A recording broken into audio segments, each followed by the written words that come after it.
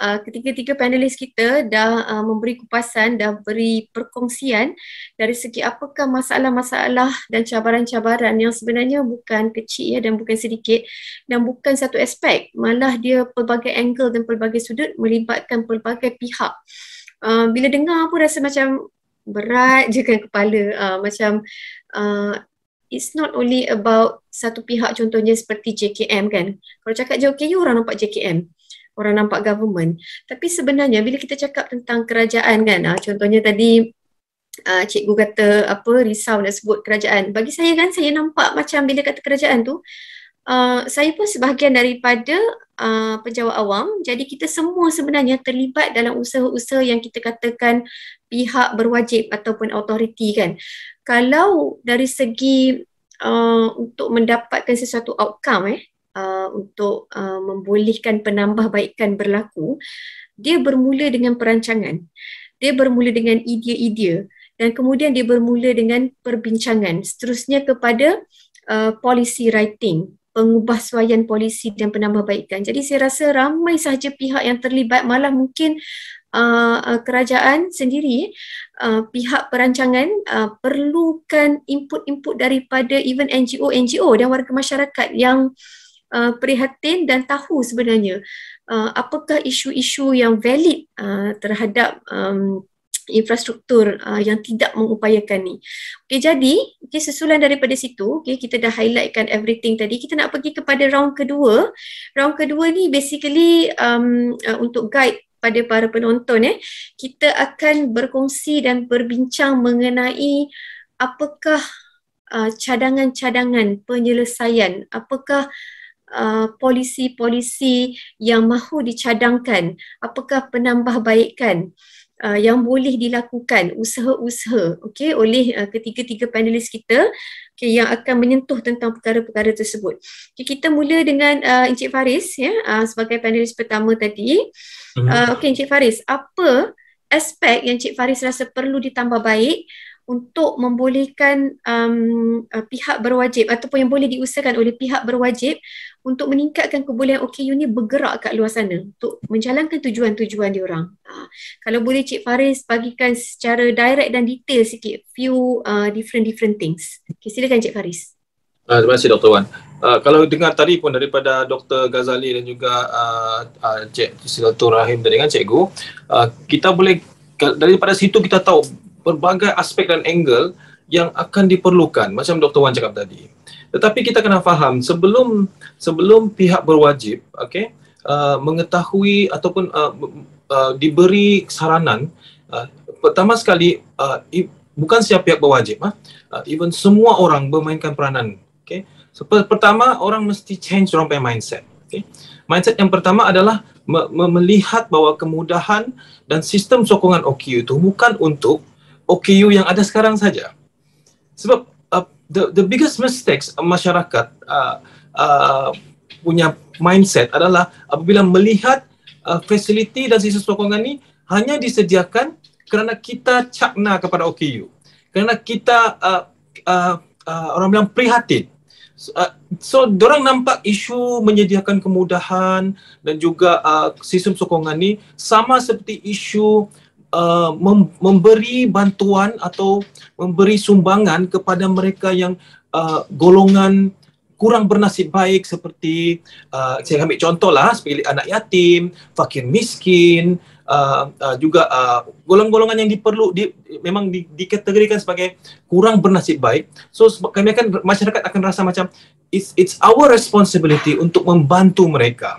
Okay? So bila orang tengok OKU sebagai golongan yang kumpulan kurang bernasib baik, so mereka akan melihat adalah menjadi tanggungjawab kami untuk menyediakan fasiliti dan sistem sokongan ini. Tapi sebenarnya cara pemikiran sedemikian akan membuatkan masyarakat buat bila ada keperluan. Contohnya, kita tidak akan buat di bangunan ini sebab bangunan ini tidak ada OKU. Tapi kita akan buat bangunan di sebelah sebab saya dengar ada OKU di sebelah. Okay. Tapi kena ingat, kalau kita tidak lahir sebagai OKU, kita mungkin acquired OKU tersebut daripada kemalangan atau penyakit kronik. Okay? Tetapi kalau kita selamat, tidak kena kemalangan, pandai jaga diri lah orang cakap. Lepas tu pandai jaga makan, tidak kena penyakit. Tapi lambat laun, proses penuaan akan menyapa kita. Like it or not, kita tidak boleh lari dari proses penuaan. Bila kita sudah sampai ke satu umur, otot akan lemah. Kita punya visual akan blurry. Hearing akan mula hilang. Okay? Dulu guna tongkat, satu tongkat. Lama-lama guna tongkat 3 kaki. Lepas tu guna tongkat yang macam pagar tu. Bila tak boleh sudah pakai yang 4 pagar tu, dah mula duduk wheelchair. Okay? Kenapa makin lama saya makin lemah ni? Sebab the longer you live, the chances untuk jadi OKU tu makin tinggi tau. Tapi ialah biasalah kita kan dalam solat, ya Allah ya Tuhanku panjangkanlah umurku. Tapi kita lupa tau, panjang umur ada dia punya, you have to pay the price lah. Makin panjang umur, tua, proses penuaan akan menyapa. So, bila kita berada dalam keadaan tersebut, okay, barulah kita sedar, alamak, rupa-rupanya aku pun perlu juga fasiliti ni. So, selama ini, kita selalu fikir bahawa ya, OKU ini hanya berlaku pada orang lain, pada luar circle kita. Kita lupa bahawa it could happen to anyone in your circle or your own family or even yourself boleh berlaku. So sebenarnya untuk penyediaan fasiliti ini, dia harus kita fikir it's for all. Bila kita fikir dia for all, untuk semua orang, sama ada yang sekarang memakai ataupun yang bakal. Satu saya selalu kategorikan 3 golongan manusia ni. Golongan pertama, OKU kekal.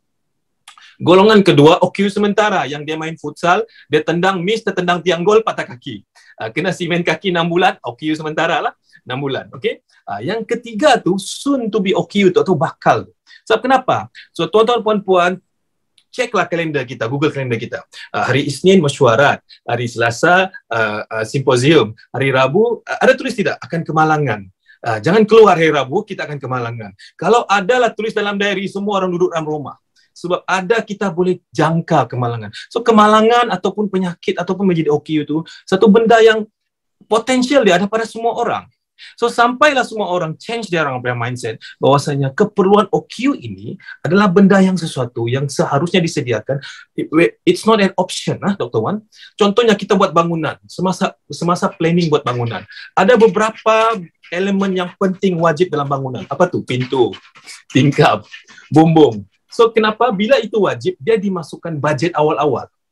Tetapi bila kita bincang pasal macam mana pula kalau bina facility OKU atau RAM kah? Oh itu bila kita ada extra budget, then we'll do it. Kenapa? Because buat masa ni it's an option. So selagi kita pandang facility ini sebagai optional, selagi itu dia tidak akan disediakan budget. Tapi kalau dia macam pintu, tingkap, atap, dia wajib tau. Awal-awal budget dah masuk. So until kita make facility OKU dan sistem sokongan itu sebagai benda yang wajib dalam di mana-mana saja, barulah kita akan menyediakan kewangan yang mencukupi, okay, untuk initial planning orang cakap. Kalau optional memang susah lah kalau dia sentiasa option. So sebab itu apakah recommendation yang saya mau cakap di sini Dr. Wan, untuk menjadikan facility OKU ini wajib. Sebab dia akan digunakan untuk oleh semua orang. Whether orang tu OKU sekarang ke tidak, he will or she will need it in the future. So bila dia perlu, dia tidak perlu lagi risau. Okay, sebab saya akan doktor, saya antara pelatih untuk majikan, pelatih DET ataupun trainer DET untuk majikan-majikan yang mendaftar di bawah Perkeso sejak tahun 2012. So saya selalu tanya soalan gini. Tuan-tuan, puan-puan, mau tidak ambil OKU bekerja? Oh, minta maaf sebab polisi tempat kerja kami tidak menerima OKU di sini sebab fasiliti tidak sesuai. Okay, fair enough. Soalan kedua saya tanya, kalau salah satu daripada kawan kamu jadi OKU, macam mana? Adakah dia masih bekerja atau dibuang? Semua tidak dapat jawab soalan itu. Kadang-kadang polisi yang mereka buat itu memakan diri sendiri tau. Sebab kenapa? People always think that disability ataupun impairment itu hanya berlaku pada orang lain, tidak pada kami. So itulah saya rekomendasi yang pertama adalah menjadikan semua fasiliti ini wajib. Regardless kita mungkin sebelum ini adalah optional, tetapi sekarang adalah wajib. Lepas itu kedua, kita kena faham doktor bahawa ada perbezaan kemudahan OKU dan juga kemudahan munasabah. Dia ada termaktub dalam Akta OKU 2008, reasonable accommodation. Okay. Apa beza kemudahan OKU dengan kemudahan munasabah? Kawan saya jemput saya pergi office dia. Saya tanya, sebagai OKU kursi roda, saya akan tanya soalan yang ini. Kalau kau nak saya datang, ada parking OKU tidak? Ada, dia cakap. Okey. Ada rem tidak? Ada. Okey. Ada tandas OKU tidak? Ada. Okey, saya datang. Sekali datang, betul ada parking OKU, tapi jauh daripada entrance. Dan tu sempit pula tu. Dia memaksa saya parking di kawasan kereta biasa dan melalui curug-curug kereta tu yang berbahaya tu. Kereta reverse, orang tak nampak saya. Saya boleh dilenyek atau dilanggar tanpa sedari. Okay. Kedua, betul ada rem, tapi curam, sangat curam. Orang cakap rem boleh bunuh diri, boleh naik dia terjatuh, turunnya tergolek. Okay. Lepas tu betul ada toilet OKU. Sekali bila saya masuk, pintu buka ke dalam. Okay. Bila saya masuk, saya tersangkut pintu tu. Dia sepertinya pintu buka keluar atau sliding, dia ke dalam. Bila tengok cermin, nampak dahi. Nampak dahi je. Sebab yang pasang tu orang tu berdiri.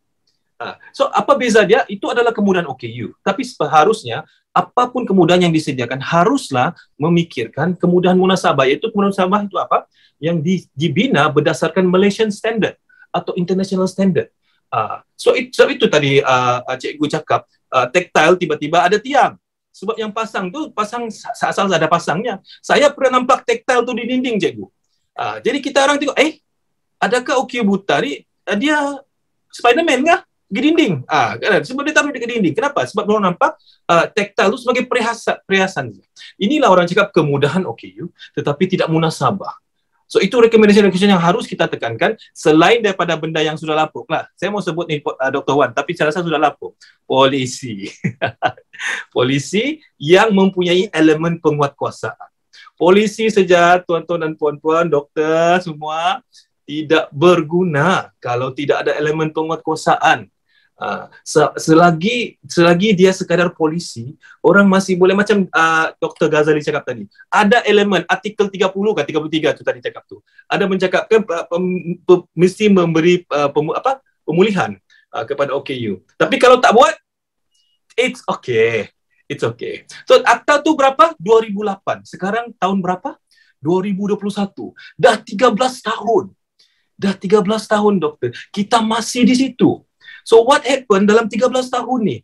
Betul doktor, betul cikgu cakap. Kita memang bangga sebab kita lebih baik daripada negara luar. Tetapi untuk selagi OKU terpaksa bergantung kepada bantuan dari pihak kerajaan, selagi itu kita punya duit kerajaan tu alir kepada bantuan. Why not kita make the accessible really reality di mana OKU itu dapat bekerja, dia pula sumbang kepada pembangunan negara. Itu yang akan membuatkan kita lebih cepat jadi negara maju. So at this moment, golongan OKU adalah the poorest of the poor. Dia dah jatuh dalam golongan orang miskin, tapi dia the poorest of the poor, termiskin dalam golongan miskin. Mungkin orang heran, betulkah saya tengok kawan saya kaya aja? Kebanyakan OKU adalah poorest of the poor. Kenapa? Let's say lah, orang ni dia bukan OKU, tapi dia orang miskin. So dikala tiada kerja, dia masih boleh at least buat kerja harian. Dia pergi potong rumput kah, dia buat kerja buruh kah, dia balik dia dapat bayaran. Besok dia buat lagi. At least dia dapat buat sesuatu sebab dia tidak perlukan accessibility. Tapi OKU yang menganggur, orang miskin, dia tidak dapat lakukan kerja-kerja harian macam minta upah harian tu. Sebab kenapa? Dia keluar dia tangga. Dia pergi situ je longkang. So macam mana dia mau buat perkara-perkara yang dilakukan oleh orang miskin? Kan kita cerita kais pagi makan pagi. At least ada kais pagi makan pagi. OKU yang miskin, dia tidak ada kais pagi makan pagi kerana accessibility.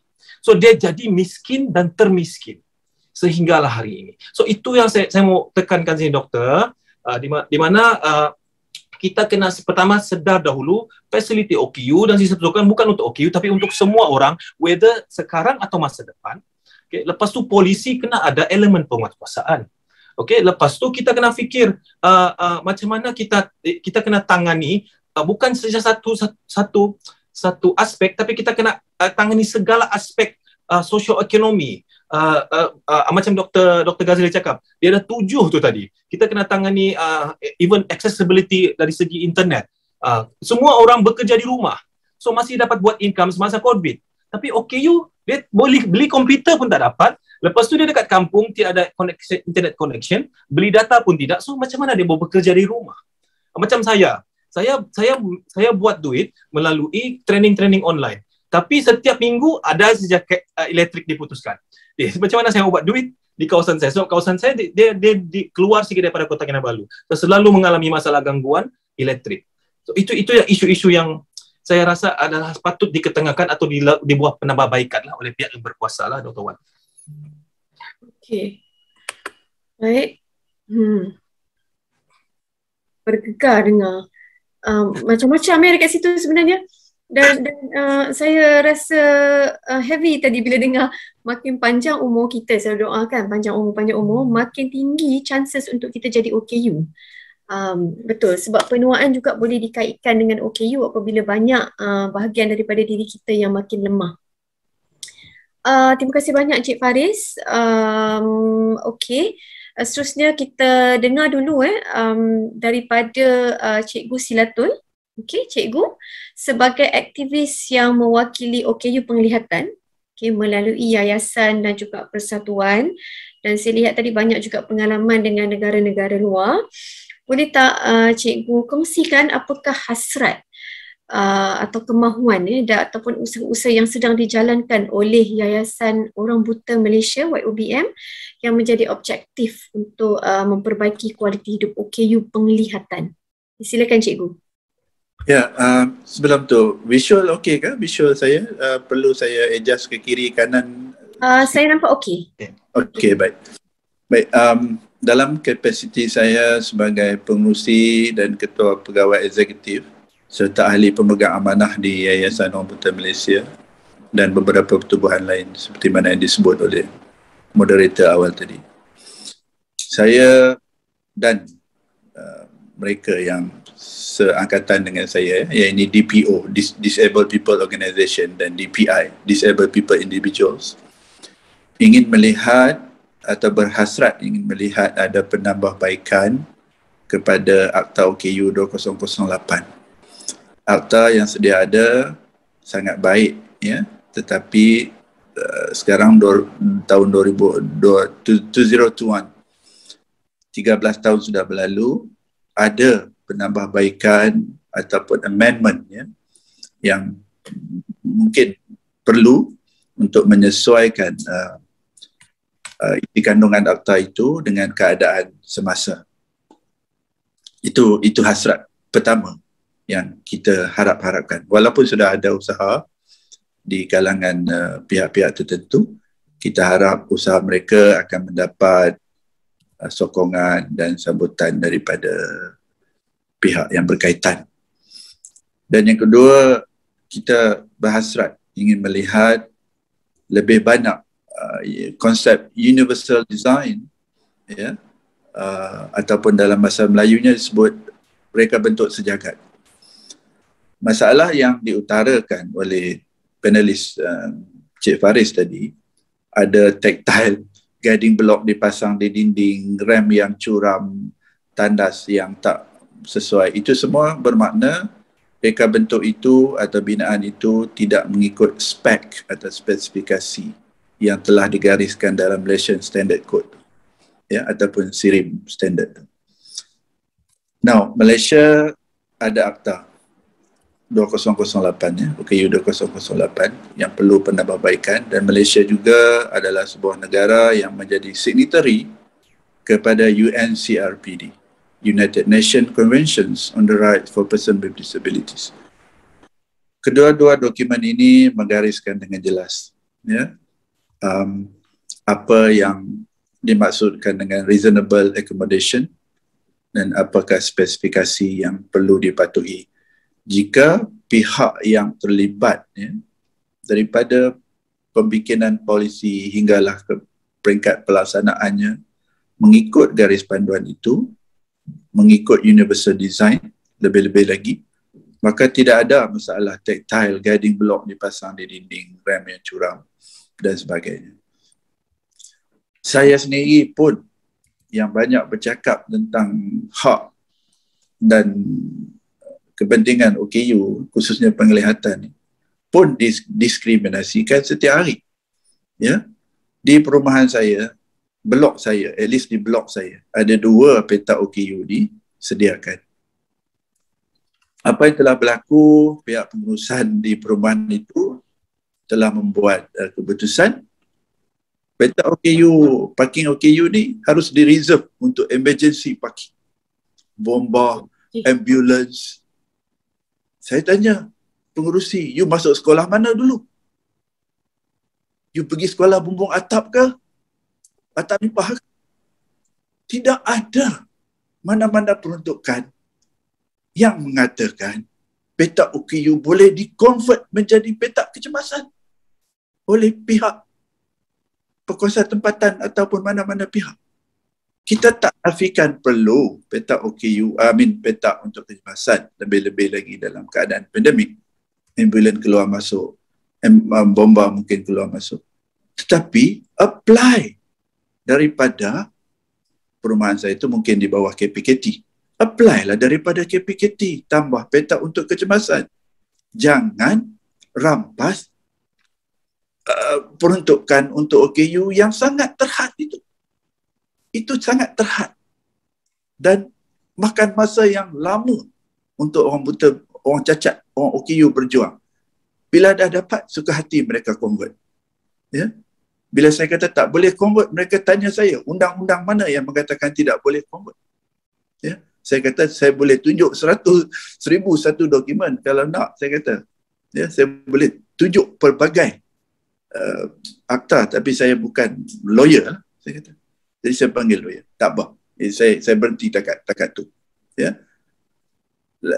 Itu pengalaman peribadi saya. Banyak lagi lah kes-kes diskriminasi yang lain. Ya. Semalam terbaru saya ke Kuala Selangor melawati anak saya di kampus UNICEF. Kemudian terdapat gerai runcit berhampiran dengan kampus itu. Saya masuk ke gerai itu dengan tongkat saya. Satu kedai terdiam dan terfokus pada saya. Mereka fikirkan tongkat putih yang saya bawa itu adalah senjata untuk merompak. Itu menunjukkan kejahilan. Ya. Saya tak mahu guna perkataan kebodohan. Itu kasar. Kejahilan. Ya. Masyarakat sampai tongkat putih pun tak kenal.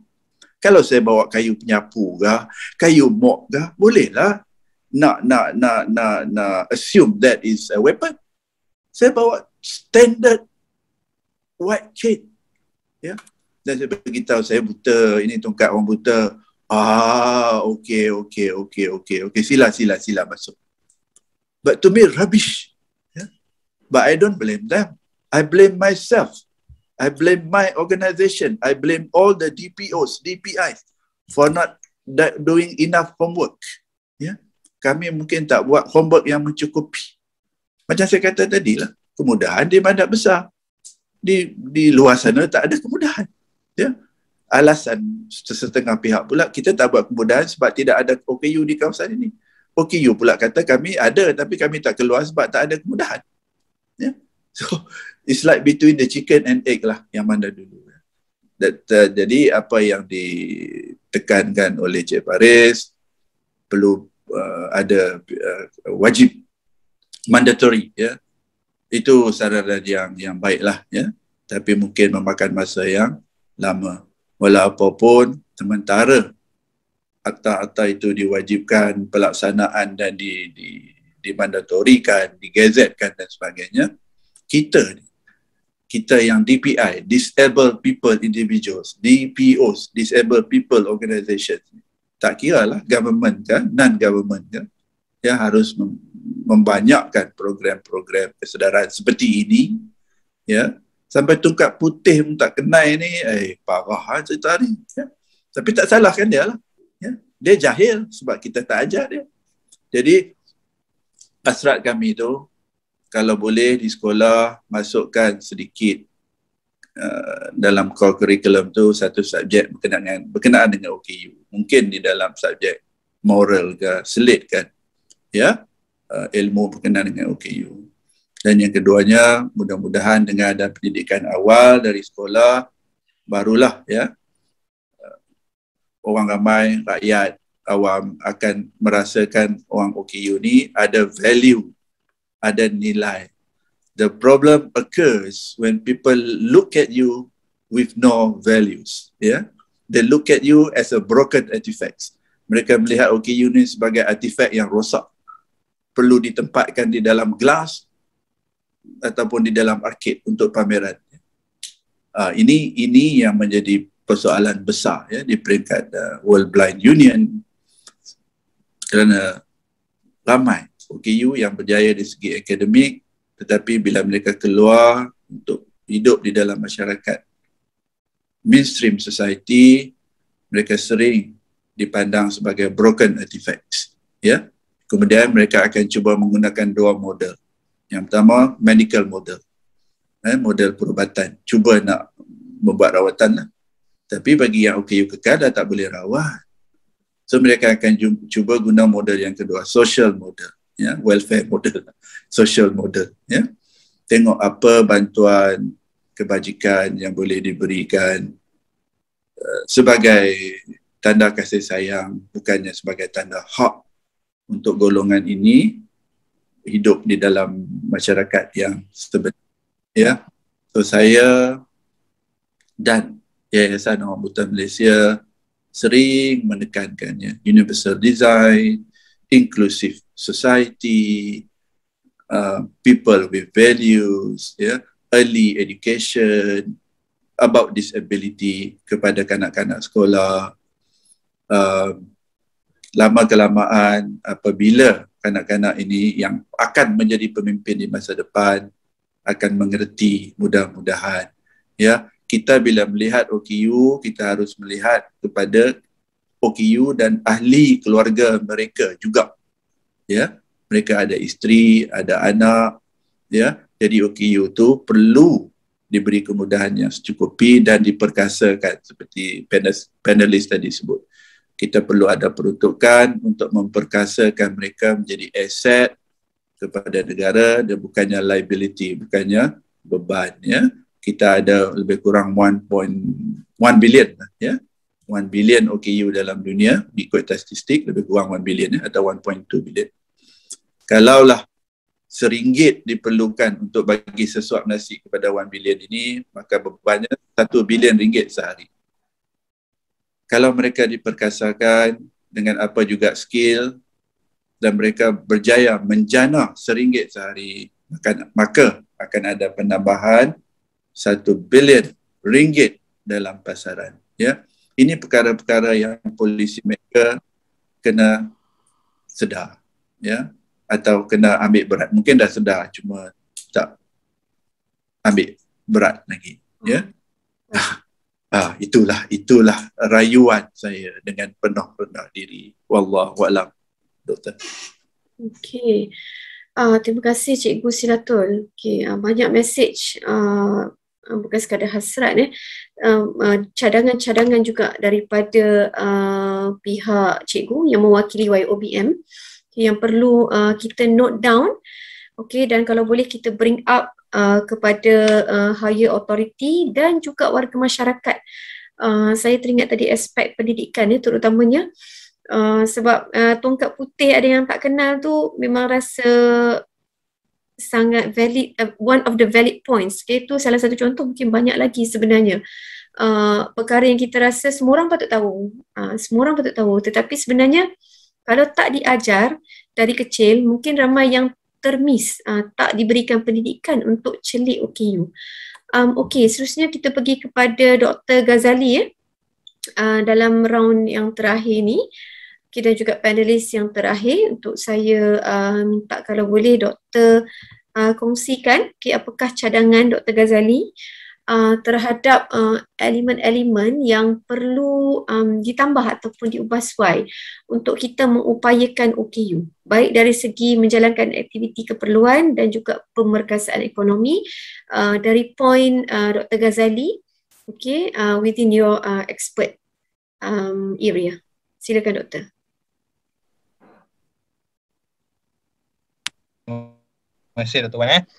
Dan ya, saya memang sangat terharu dengan apa yang dikongsikan oleh cikgu tadilah dan juga apa yang dilalui oleh Cik Faris, dan juga rakan-rakan OKU di luar sana lah.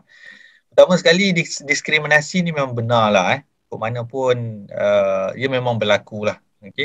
Sekarang kita ingat bila society semakin maju, benda tu akan jadi hilang ataupun masyarakat orang kata bertamadun kan. Tapi sebenarnya kumpulan minoriti ini memang melalui fasa-fasa ataupun perkara-perkara cabaran-cabaran yang sangat mencabarlah bagi Dan yang lebih menyedihkan lagi, suara ataupun cabaran yang mereka lalui ni tak ada, seolah-olah macam tak ada siapa yang dengar dan tak ada sebarang perubahan yang berlaku. Okey, jadi ke mana lagi nak pergi kan? Alright, memang saya dalam pasukan pemulihan memang berhadapan juga dengan golongan-golongan begini. Kadang-kadang kita dengar lah, kadang mereka ni nak meluahkan, bercerita mengenai apa cabaran yang dilalui, macam mana masa depan, boleh tak bekerja kan, sampai bila nak bergantung macam cikgu kata kan. Kalau boleh diperkasakan, mereka boleh hidup secara independen. Jadi mereka pun sebenarnya, golongan ni memang mempunyai kemahuan dan juga jati diri untuk hidup sendiri. Tapi kadang-kadang sistem kita ataupun keadaan sekeliling, environment kita ni menekan mereka, sampaikan orang yang tak OKU pun boleh jadi OKU. Stres lama-lama nanti at the end of the day, beban yang banyak ni kita pun jadi OKU, kena stroke dah jadi paralyzed dan sebagainya kan. Okay. Jadi memang dunia kali ini memang sangat mencabar lah. Dalam Malaysia ni pun kita faham lah. Okay. Dan saya setujulah apa yang Cik Faris pun cakap tadi kan. Kita ada set undang-undang yang cantik. Okay. Garis panduan kita ada. Okay. Macam-macam ada. Right. Tapi bila bab penguasaan ataupun on paper memang baik. Programnya cantik. Tapi bila nak dikuatkuasakan, kadang A tunjuk kepada B, B tunjuk kepada C, C balik kepada A. Dia pusing-pusing. Sampai kesudah kadang-kadang penyelesaiannya tergantung. Jadi kesianlah golongan-golongan ni memang benar-benar terkesan. Okay, jadi saya melihat perkara ni dan daripada pandangan saya sebagai seorang jurupulih yang terlibat secara langsung dengan golongan-golongan ni, dan saya juga terlibat dengan program vocational rehab. Jadi kita melatih mereka ni, tapi minimum lah, dia minoriti, tak ramai sebenarnya yang kita dapat, tapi ada yang kita dapat, kita latih untuk kembali kepada ke pekerjaan. Antara rakan yang industri yang menyokong adalah saya boleh mention lah kot yang kita berjaya, kita hantar dia ke McDonald's. McDonald's, mereka yang memang yang kelainan upaya ni kita dah latih, mereka pun terima, kita jalankan latihan, kita jalankan program pemulihan, dan mereka boleh diterima dan disupervise lah untuk menjadi kru, di outlet mereka. Jadi kita nak bagi lebih banyak sebenarnya kesedaran dan juga jemputan kepada industri-industri di luar sana untuk menyambut. Kadang-kadang program pemulihan ni, kalau tak ada yang sambut, dia akan habis di situ. Maksudnya bila nak channel, kita minta dia cari sendiri, cari explore, benda tu kadang tak jalan, dia kurang berkesan. Jadi ni yang boleh ditambah baik, sebagai contoh, selain daripada polisi tu lah. Tapi untuk kita memperkembang dan mempromosi pemain-pemain industri di luar sana, kadang-kadang kita tak perlu yang very high end punya industri, tapi cukuplah industri-industri yang mempunyai kesedaran dan keinginan explore peluang-peluang yang ada di kalangan EU ini untuk diterima di dalam sistem mereka. Di masa akan datang, kerjasama antara, kalau macam kita di klinik hospital lah, di bahagian pemulihan ni, dan juga NGO yang berkaitan boleh menjadi jambatan. Kita menerima pesakit, jadi macam mana dengan adanya pertalian dengan NGO dan juga industri-industri di luar sana ni, kita boleh mismatchkan mereka supaya dapat ditempatkan kepada pekerjaan-pekerjaan yang tertentu. Satu lagi rakan industri kita adalah Traders Hotel di KL. Alright, mereka pun memang sangat positif dan sangat mesra OKU. Cuma grup-grup OKU tertentulah kan yang sesuai untuk diterima dalam certain industri yang mereka telah kenal pasti. Tapi kita nak lebih banyak sebenarnya.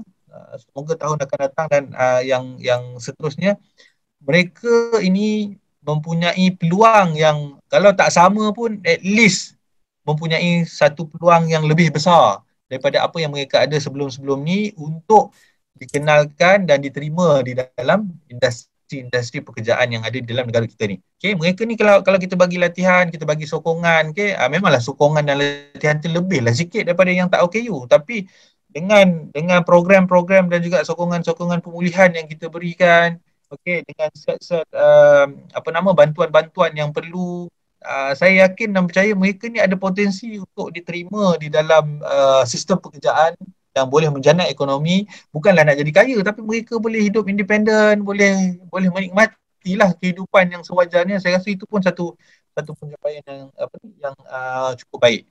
Sekarang ni yang sedihnya kita kadang-kadang tutup peluang. Bukan aja ni kita tak bagi peluang pada mereka. Jadi peluang-peluang ni sebenarnya perlukan pendekatan holistik, bukan sahaja daripada sudut kita di bahagian pemulihan ataupun di institusi kesihatan, tetapi pemain industri yang nak menyambut program ni supaya mereka ni boleh ada kesinambungan dia. Dah habis, dah pulih, nak ke mana? Okey, ada dah industri yang boleh nak teruskan proses-proses ni. Dan of course kok mana pun macam tadilah kalau dia kadang-kadang tak melibatkan orang-orang besar ni, kadang-kadang program ni lambat sikit dia punya impact kan. Jadi kita memang kena libatkan juga mereka-mereka yang macam kementerian, menteri, orang-orang yang besar ni, kerana kita pun faham lah itu dia punya politik lah. Ikut mana pun kadang-kadang kalau kita bergerak melibatkan organisasi besar, nama-nama besar ni, dia punya sambutan dan dia punya impact tu akan besar, dan akan bagi kesan yang lebih orang kata lah, kalau dibandingkan kita bergerak secara solo ataupun secara bersendirian. So diharap ada yang kita boleh tambah baik, ada kerjasama daripada semua pemain industri, semua organisasi, semua kumpulan-kumpulan pesakit dan juga rakan pemulihan kita boleh mungkin membentuk satu komuniti di negara ini yang mana betul-betul cakna dan betul-betul fokus kepada proses perkembangan, pemulihan dan juga perjalanan seorang OKU tu. Semua OKU kita kena ambil maklum, dan semua OKU ni kita kena sama-sama titik beratkan lah. Jadi itu sedikit lah kot saya punya pandangan tentang penambahbaikan dan juga perkara-perkara yang mungkin way forward lah untuk tahun akan datang ni, supaya kita boleh duduk di bawah satu bumbung, duduk sama rendah kan, berdiri sama tinggi dengan semua kepakaran yang ada. Kita boleh saling berkongsi maklumat dan juga berkomunikasi untuk kebaikan rakan-rakan OKU kita di luar sana lah. Okay, Doktor, itu saya punya pandangan lah untuk soalan Doktor tadi ya. Alright. Terima kasih banyak Dr. Ghazali. Sebenarnya masa ni sangat suntuk untuk kita. Tak sempat orang kata sembang panjang kita tak sempat buka kepada soalan seterusnya dari yang telah kita kumpulkan, sebab kita ada simposium ketiga dan seterusnya selepas ini. Namun kepada para penonton dan pendengar, jika ada soalan boleh post di chat window FB Live. Kita akan menjawab, panelis juga dijemput untuk menjawab, reply kepada soalan-soalan yang dipostkan di FB Live kita. Saya perlu wrap up kita punya session sedikit. Sebagai rumusan saya ingin petik beberapa poin sebagai penutup kepada sesi simposium 2 ini. Yang pertama tadi, kecelikan OKU itu atau tak perlu kita tengok balik, perlu kita semua muhasabah balik. Bagaimanakah pendidikan kita kepada anak-anak zaman sekarang ini. Bukan sahaja kepada OKU, tetapi kepada typical children juga. Sebab pendidikan tentang OKU tu masih belum cantik, belum jitu lagi. Ingat, generasi hari ini adalah pemimpin kepada hari esok. Mungkin bagaimana mereka tidak celik OKU pada hari ini, begitulah mereka mengendalikan negara ini terhadap OKU di masa depan. Dan seterusnya sedikit tentang akta OKU, banyak disentuh oleh cikgu tadi, Cikgu Silaturahim. Kita ada akta, tetapi dia mungkin perlukan penambahbaikan supaya lebih contemporary, lebih sesuai dengan keadaan sekarang. Dan yang terakhir lagi, yang mungkin saya boleh petik adalah aspek daripada Cik Faris tadi. Cik Faris ada cakap infrastruktur tu ada, kemudahan tu ada, tetapi boleh guna atau tak? Sesuai ke tak sebenarnya? Mungkin kita tak fikir detail, sekadar ada je kan, nampak macam OKU friendly, kita advertise OKU friendly, tapi sebenarnya not usable, not practical. Jadi akhir sekali saya ingin menyerulah kepada semua, take note points-points yang telah diutarakan, diketengahkan oleh panelis-panelis kita. Teruskan advokasi anda semua, dan yang paling penting, mulakanlah langkah kepada perubahan yang diperlukan. Sebab semuanya bermula daripada saya, anda dan juga kita semua.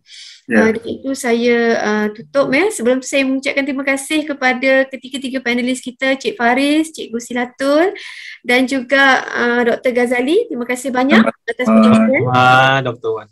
Okay, yang baik daripada Allah, yang buruk daripada diri saya sendiri. Ya, insya-Allah sama juga saya, banyak kekurangan ni. Okey, saya tutup insya-Allah dengan ucapan Assalamualaikum warahmatullahi wabarakatuh. Waalaikumsalam.